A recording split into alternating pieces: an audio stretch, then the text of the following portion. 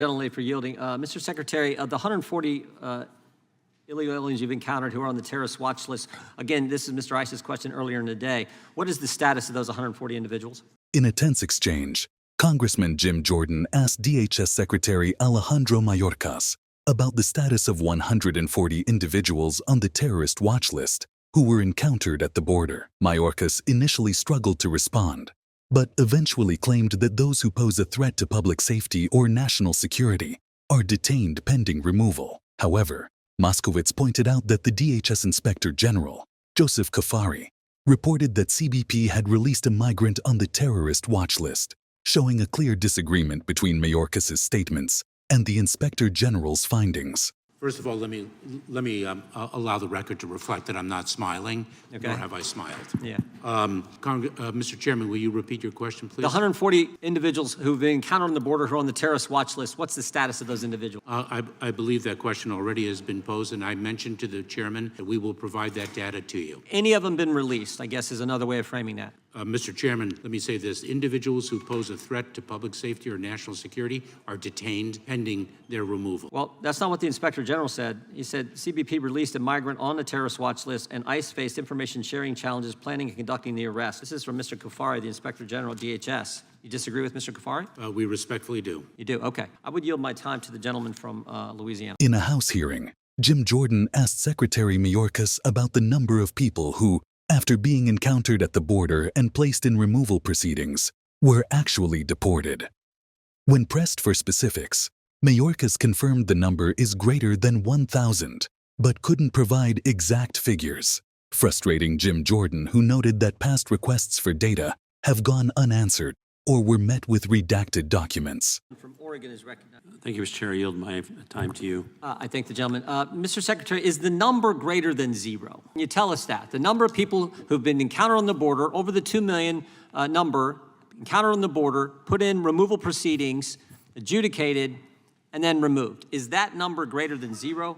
Yes. Is it greater than 100? Yes. Greater than 1,000? Congressman, Mr. Chairman, forgive me. Mr. Chairman, as I have stated before, the data that you wish to have, we will provide to you as promptly as possible. What I don't want to do is misspeak when it comes to data. I do not want to be inaccurate. And I can appreciate that, but we have a history where we've asked questions before in a hearing. You told us the same thing and you don't get it back to us. So we're trying to get as much as we can on the record in a public hearing, and you've now told me it's greater than 100, but you don't know if it's greater than 1,000 out of the 2-point-something million who've come to the country, been encountered and put in removal proceedings. You say you're going to get back with us, but the history has been not too good on your part in getting us those answers. Mr. Chairman, of course it's more than 1,000, but what I want to assure you of, because is it more than 100,000? Because quite frankly, Mr. Chairman, we have been cooperative with this No, you committee. haven't.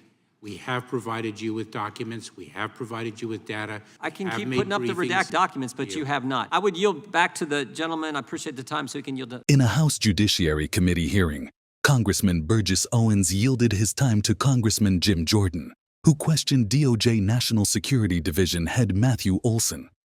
Jordan was concerned about the number of DOJ employees with access to FISA-acquired data, noting that a previous briefing suggested it could be as high as 10,000, which Olson couldn't confirm. Jordan also pressed Olson about whether ICE informs the National Security Division when illegal migrants on the terrorist watch list are encountered at the border. The gentleman from Utah, Mr. Owens, is recognized for 5 minutes. Thank you, Madam Chair. I yield my time to the gentleman from Ohio, Member Jordan. I thank the gentleman for yielding. Mr. Olson, what's the number of DOJ employees who have access to 702 FISA-acquired? I don't know the exact number, and it's important to note when I assume your question includes the FBI as DOJ employees, because primarily that's agents and analysts who have access to that data. But I don't have the exact number for you, sir. Give me an estimate of who can query that database. Again, I don't have a number, even an estimate on the numbers. What I can tell you is that every single person who can query the 702 database has to be trained and certified in order to have access to that data. Well, when we got a briefing on December 2nd of last year, Melissa McTuff, who I think works in your division, told us that it could be as high as 10,000 people. And we were like shocked. I mean, we didn't expect it to be 1, but we certainly didn't expect it to be thousands. As the head of the National Security Division, she works for you. She's a lawyer in the National Security Division. She told us it could be, she was one of the briefers, the attorneys there. I don't know if she's the one who said it, but she was in the briefing. We kind of like to know what that number really is, because, I mean, we're getting ready, we got a FISA reauthorization coming up soon, and I think this thing's got all kinds of problems. You sure you don't have an estimate? I don't, although if that was the number that was given to you during that briefing, I'm aware of that briefing that you received, and I did get a readout from that briefing, so I am assuming that was accurate. One of the first questions we got today was from the gentleman from Arizona, Mr. Biggs, and he asked you, the 42 individuals that the Homeland Security has identified illegal migrants coming across the border who are on the terrorist watch list, does ICE inform you as the head of the National Security Division about that information when they get it? And you indicated you didn't know. Well, I think his question was about CBP, not ICE, but it was about whether that information flowed to the National Security Division, and my response is that information, I would assume, if it's threat information, would go to the FBI, which is the investigative arm that would potentially have authority to investigate. Well, by definition, it would be threat. I mean, they're on the terrorism watch list. So, I mean, I think it would be going straight to you from ICE or Customs and Borders. I think it would go straight to you. Jim Jordan criticized Secretary Mayorkas for not knowing the status of individuals on the terrorist watch list who had been encountered at the border. He expressed concern that Mayorkas couldn't answer such a basic question during the hearing, despite having time to prepare. Jordan found this lack of knowledge alarming and accused the administration of failing to secure the border, emphasizing the need for accurate information about these cases. When you have the Secretary of Homeland Security ask the question, when the question was posed to him, what is the status of the people that you've encountered on the border, not to mention the ones who they didn't encounter, but the ones you've encountered on the terrorist watch list, what is their status? When we asked him that question, and he said he didn't know. What does it say about the guy in that job that he didn't? Remember, we asked the majority for over a year to bring in Secretary Mayorkas for a hearing on the chaos on our southern border. When he comes, he would be prepared to answer that question, knowing that it's going to get asked. You would think he would be more prepared than to have the answer he gave us, which was, I don't know. So that's why we want to get this information. I mean, I think he was generally, I don't think he was trying to hide anything. I think he just didn't know. There are some things he said that I think he's just not giving us the straight scoop. As the gentleman from Arizona pointed out, when the Secretary said the border is secure, but we obviously know it's not. When the borders are, the Vice President said the border is secure, we obviously know it's not. But when Mr. Mayorkas also said we are executing our plan, I think he was being square with us then. Jim Jordan argued that the chaos at the southern border is not accidental but deliberate, stemming from policies implemented by President Biden and Secretary Mayorkas. Jordan pointed out that Biden ended policies like Remain in Mexico, stopped building the wall, and imposed a moratorium on deportations, which he claims led to record numbers of illegal migrants and an increase in drug trafficking, particularly fentanyl.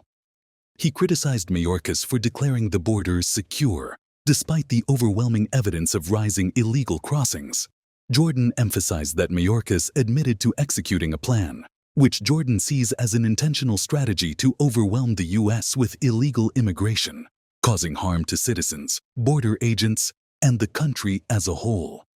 It's intentional, it has to be. The chaos on our southern border is not an accident. It's on purpose, it's by design. President Biden on day one said there'll be a moratorium on deportations. He ended Remain in Mexico, he terminated agreements with Northern Triangle countries, and he stopped building the wall. Those policies, done intentionally, have led to all kinds of bad outcomes. First, maybe most importantly, we get a record number of migrants coming to the border, 2.4 million. Paying cartels, smugglers, all these people paying bad guys to get them into the United States. Drugs like fentanyl that is killing so many Americans. And drugs get in because of the stress 2.4 million migrants put on our agents. Americans want legal immigration. President Biden and Secretary Mayorkas want illegal immigration. The Secretary won't say that. In fact, he says everything's just fine. He said it yesterday in 2 congressional hearings. He said it last September. Quote, the border is secure, he told us. Think about last year. March of last year was the highest month on record for illegal migrants encountered at our southern border. Highest month in history. And just 2 months after that, our witness, the Secretary of Homeland Security, said the border is secure. Mr. Secretary, over 200,000 a month, and all the ramifications that has with drugs coming in the country and other people coming in the country because our agents are so focused on that. If that's a secure border, then you are completely out of touch with the American people. That record last July was just broken last month. I want to go back to that statement the Secretary made on September 22nd of last year. And this is critical. There was a second part to the statement. The border is secure and we are executing our plan. The first part of the sentence was false. The second part, we are executing our plan. The second part, he was telling us the truth. We have a Secretary of Homeland Security who is intentionally, deliberately, in a premeditated fashion executing a plan that causes all kinds of harm to people who make the journey, executing a plan that results in record levels of fentanyl and other drugs entering our nation. Jim Jordan questioned Dr. Fauci on why it was so crucial to avoid the theory that COVID-19 originated in a lab. Jordan pointed out that scientists like Dr. Anderson and Dr. Gary initially believed the virus looked engineered, but changed their stance within 3 days. Jordan suggested there was pressure from the Biden administration to downplay the lab leak theory, citing emails from Facebook executives discussing this pressure. Dr. Fauci maintained he kept an open mind and denied that U.S. tax dollars funding the Wuhan lab influenced any downplaying of the lab leak theory. Chairman, Doctor, why was it so important that the virus not have started in a lab? We don't know where it started. I keep an open mind, so I don't know what you mean by why was it so important. Still don't know where it started? Guys you gave money to figured it out in 3 days. No. Mr. Anderson said on January 31st, 2020, virus looks engineered, virus not consistent with evolutionary theory. The very next day, Dr. Gary said, I don't know how this happens in nature. It'd be easy to do in a lab. And then 3 days later, Shazam, they switch and say it has to be nature. No, in fact, if you look at what they were saying that it was not a manufactured virus. I want to read you a WhatsApp message from Mark Zuckerberg. Can we include that the White House put pressure on us to censor the lab leak theory? On July 16th, 2021, Nick Clegg, Joel Kaplan, Sheryl Sandberg, Mark Zuckerberg. Downplay any lab leak theory and go with the natural origin theory. Is there a question there? One's coming. Here's another email to Mark Zuckerberg. It says, subject line, COVID misinformation, Wuhan lab leak theory. Mr. Zuckerberg responds, this seems like a good reminder that when we compromise our standards due to pressure, why was it so important the virus not have started in a lab? Wasn't so important that the virus not. We don't know. Well, what has that got to do with me? I'm asking you because you're the expert on the coronavirus. I'm saying, why was the administration? I can answer that. I've kept an open mind throughout the entire process. You kept an open mind. Dr. Fauci, open mind. That is correct. What happened in those 3 days? Why did Mr. Anderson and Dr. Gary, why did they change their mind in 180 degrees? Christian Anderson says 3 days later, after he said virus looks engineered, virus not consistent with evolutionary theory, 3 days later he says the main crackpot theories going around at the moment relate to this virus being somehow engineered, and that is demonstrably false. Jim Jordan grilled Secretary Mayorkas about his handling of the U.S. border, questioning if he had done anything right.